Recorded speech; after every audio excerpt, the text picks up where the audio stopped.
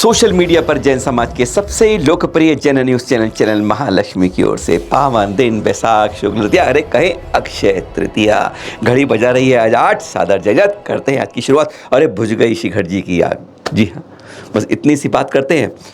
फरवरी से ये परेशान कर रही है, 5-7 सालों से इसने हालत ख़राब कर रखी है।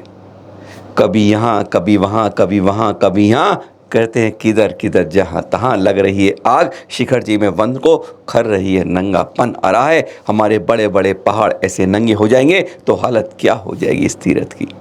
बहुत चिंतन का विषय था, इसके लिए कैसे रोके। टीमें लगी हुई थी पर इलाज नहीं निकल रहा था। हालत को फिर 2 साल पहले की तरह आउट ऑफ कंट्रोल होते देखते हुए इस बार परसों 20 अप्रैल को सुबह 9 बजे मधुबन गेस्ट हाउस में यहाँ की एसडीएम महोदया प्रेमलता मुर्मू जी ने एक आपातकालीन इमरजेंसी मीटिंग बुलाई, जिसमें एसडीपीओ, सीओ, थाना प्रभारी, फॉरेस्ट ऑफिसर, डीएफओ और प्रशासनिक अधिकारी सबके साथ स्थानीय जैन कमेटियां, तीर्थ क्षेत्र कमेटी, 20 पंथी कोठी और अन्य कोठियाँ भी, श्वेतांबर सोसाइटी, श्वेतांबर टोटलिटी से मेला संक्रांति मेला की समिति है वह, और अन्य स्थानीय लोगों की कमेटियों को सबको बुलाकर एक बार फैसला किया। और जो फैसला किया वह अभूतपूर्व था कि ऐसा जो उन्होंने किया ऐसा पहले क्यों नहीं किया था, क्यों हमारे कानों पर जूं नहीं लगती। बात यह भी है 100 मेला समिति के लड़कों की नियुक्ति करवा दी, 30 क्षेत्र कमेटी करेगी, 20 पंथी करेगी, श्वेतांबर सोसाइटी करेगी, साथ में उनके लिए कोई गमछे उत्पन्न करेगा, कोई भोजन आदि की सुविधा करेगा। एक टीम बना दी 300 की, इस पे आप काम करिए। और फिर 20 की बात थी और 21 को वह मेला समिति के युवा लग गए आग को बुझाने में, जगह जगह सूखी पत्तियों में। और में 24 घंटे के अंदर जब 300 की टीम चली 4-4-5 टुकड़ों में, पूरे जंगल को पारसनाथ की जैसे लग रही थी, चंदा बन रही, जगह जगह 20 जगह उस आग को ठंडा कर दिया। हैरानगी की बात होती है कि ऐसे उसको बदल दिया गया। तो सुनेंगे आप इसके बारे में फिर मुनि श्री प्रमाण सागर जी ने क्या कहा। हाँ, अब यह सावधानी की बात है, यह आग बुझ तो गई है और इसके लिए बहुत बहुत धन्यवाद। मेला समिति के युवा भी हैं, स्थानीय लोग भी हैं, और आज उन कमेटियों को भी जो अब कम से कम जागी। एसडीएम के कहने पर अगर पहले इस तरह की टीमें बना ली जाए तो इस तरह की गलती पिछले कई सालों में नहीं होती। सुनते हैं जरा मुनिश्री प्रमाण सागर जी से। इतना बड़ा पर्वत है जो पूरे क्षेत्र की धरोहर है। प्रायः फरवरी से जून माह के बीच में आग लगती रहती है, पत्तों में आग लगती है। कई बार कुछ लोग भी लगा देते हैं, कभी कभी वो विकराल रूप ले लेती है। इस बार भी थोड़ी आग ज़्यादा हुई, लेकिन बहुत अच्छी बात है, प्रशासन ने बहुत जल्दी इसमें अपनी तत्परता दिखाई प्रशासन के पहल पर, और संस्थाओं ने भी अपनी सक्रियता से भागीदारी देकर इस पर्वत पर लगे आग को बुझाने का जो प्रयास किया। मैं सभी को आशीर्वाद देता हूँ कि ये बहुत अच्छा कार्य है, लेकिन इतने मात्र से काम नहीं होगा। ये पर्वत पर उपसर्ग था, उनका निवारण उन लोगों ने किया।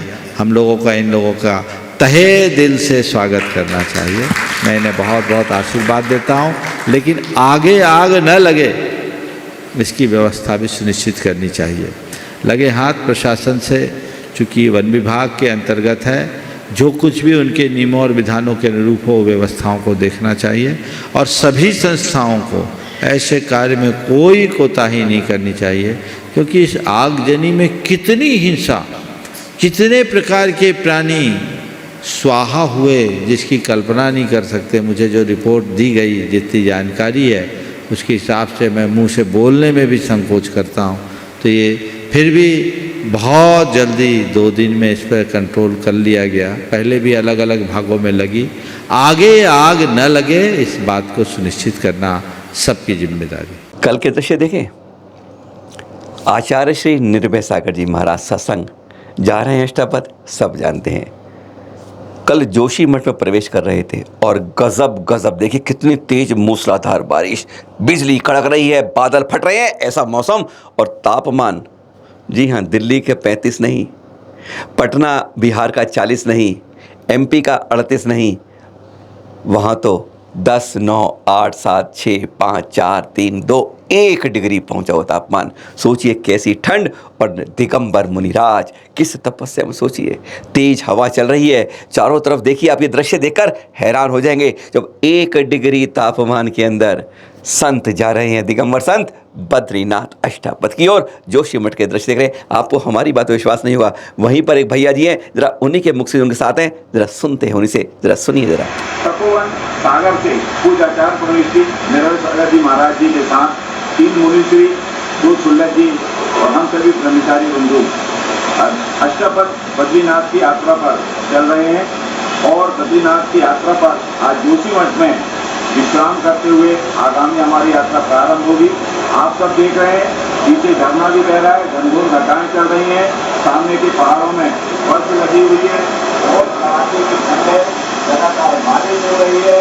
लेकिन फिर भी आजाद की पूरे संगीत के साथ आगे बढ़ करके बिहार करते चले जा रहे हैं, क्योंकि एक ही लक्ष्य है, हम आदिनाथ भगवान के जीवन का विश्वास करें और गुरु की धरोहर को अपने माथे में हमने बस यही एक लक्ष्य हम सभी के सामने चल रहा है।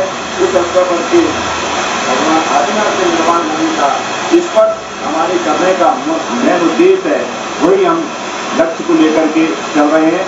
न ठंड देख रहे हैं, न बारिश देख रहे हैं, लगातार बिहार करते चले जा रहे हैं। अक्षय तृतीया है आज। कहते हैं आज अगर मुनिराजों को, संतों को हमने आहार दे दिया तो कहते हैं इससे ज़्यादा पुण्य का बंध कभी और नहीं मिलता है।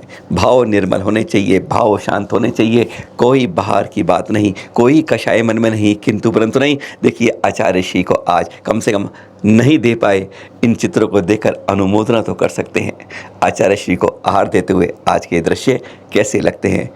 हमेशा ध्यान रखिए, आहार और विहार में संतों के हमेशा आगे रहिए। आज एक चीज़ और है, ईद, जिसे कहते हैं सेवइयों वाली ईद, गले मिलकर भावों को निर्मल करने वाली ईद। यह दृश्य दिखा रहे हैं आपको आज, विशेष रूप से आज के नहीं हैं, पुराने हैं, पर आज जुड़ रहे हैं इसलिए दिखा रहे हैं किस तरीके से आचार्य श्री के स्वागत करते हैं। चाहे मुस्लिम भाइयों, कहते हैं चलते फिरते भगवान, अगर आपका आशीर्वाद मिल जाए तो हमारे अभी हो जाए भाग्य के मेहरबान। किस तरह से ये है भक्ति इनकी भी। देखिए धर्म का भेद नहीं होता, खून एक सा होता है। सब जब आचार्य श्री बनाते हैं सब उनके चरणों में नतमस्तक हो जाते हैं, सिर्फ दृश्य दिखाने के लिए, आपके भावों को आनंदित करने के लिए। एक और दृश्य देखेंगे आज के। अरे अक्षय तृतीया है, कुछ ऐसे दृश्य में आज के दिन को सरोबार करिए। ये है राजहम छत्तीसगढ़ में प्रवेश हुआ है आज आचार्य श्री प्रसन्न सागर जी का।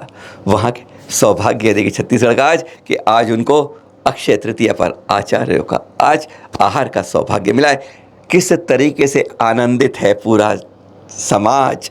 आज हमारे यहाँ गुरुवर ने प्रवेश किया है, किस तरीके पलके बिछा दी हैं, दीपक जला दिए हैं, रोशन कर दिए हैं। अरे दिन में सूरज को भी कह दिया है तेरी सूरज की रोशनी, आज हम भी अपनी रोशनी निकाल के लाते हैं। अरे हम भी अपने भाग्य की किस्मत आज चमकाना चाहते हैं। आचार्य श्री के प्रवेश यह देख रहे हैं राजिम छत्तीसगढ़ में आज, और यहीं पर आज उनका आहार हुआ। एक दृश्य और देख लीजिए चित्र, ये है कल के, जब असम के राज्यपाल हैं, जी हाँ, राजस्थान की माटी में बड़े खिले हुए जैनों के साथ जुड़े हुए गुलाब चंद कटारिया जी इस समय महामहिम असम पर दर्शन करने आए हुए हैं। यहाँ पर देखिए आचार्य श्री वर्धमान सागर जी की धर्म चर्चाएं और जैनों के बारे में कुछ बातें, यही होती है मीठी मीठी बातों के दर्शन। और एक ये चित्र आजकल दिल्ली में बहुत चर्चित है, ये संघ आचार्य श्री सुनील सागर जी 60-65 इस समय यमुना पार के विभिन्न मंदिरों में हैं।